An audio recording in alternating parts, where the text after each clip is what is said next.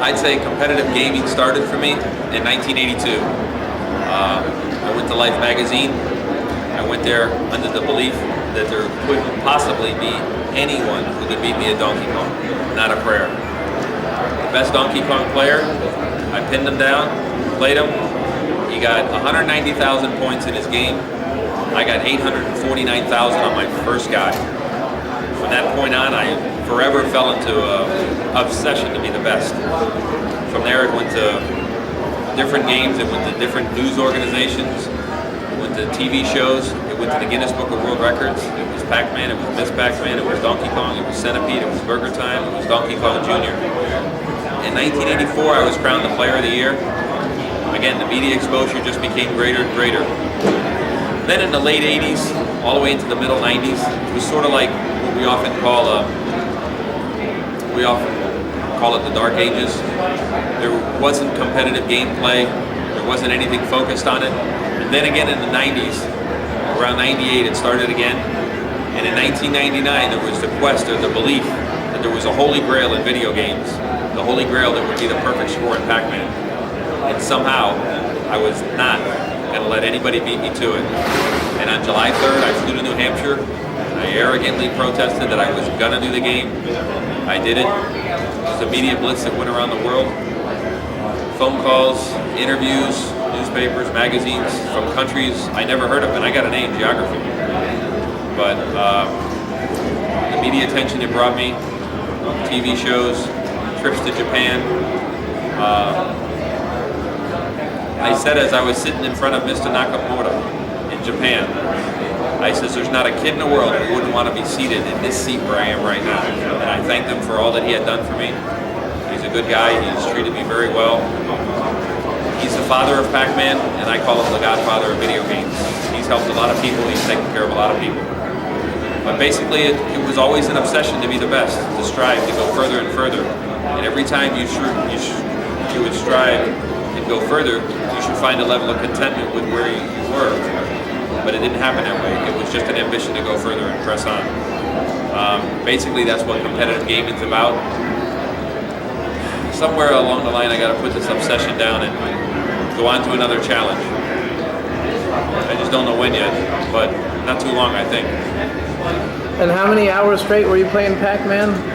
Oh, Pac-Man, you put in a quarter, you start the game, every dot, every energizer, every prize, all 4 blue men on every energizer, every board, 256 boards, between 5 and 6 hours of play, and you couldn't die one time, and that was a perfect game.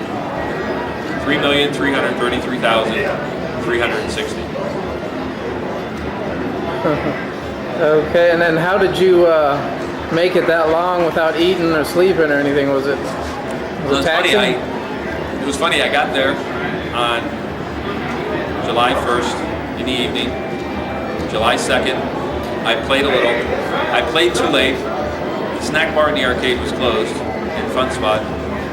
There wasn't anything open nearby. New Hampshire, they roll the sidewalks up at 9 o'clock. So I says, oh, okay, I'll eat in the morning. I hadn't eaten all day.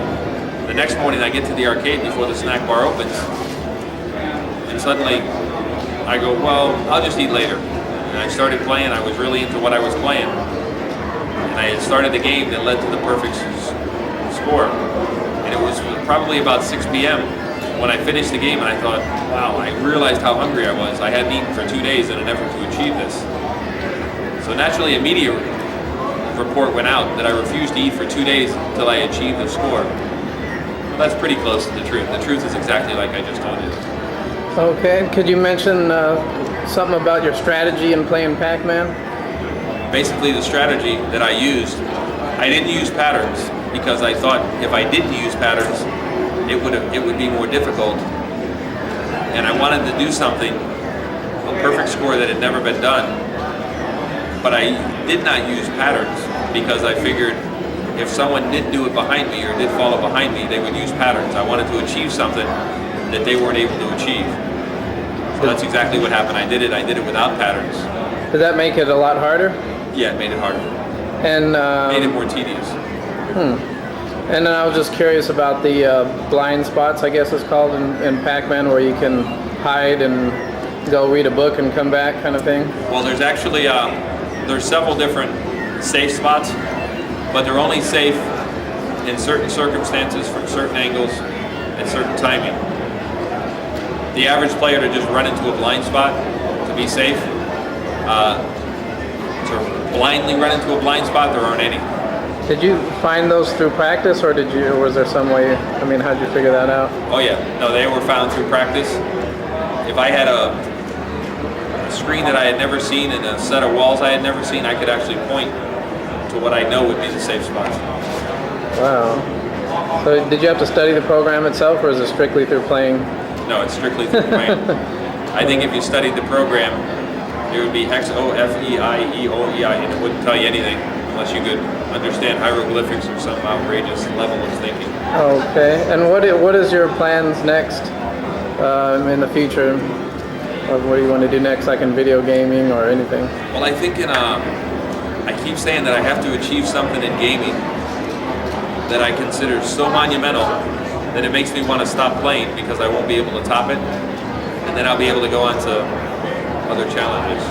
So it's not going to involve anything like David Blaine playing for 3 days straight, or playing in an ice box or something like that? No, I'll leave that for him. So you're gonna, it's not going to be a physical challenge then, right? No, it's strictly mental, personal. And what kind of games do you tend to play now?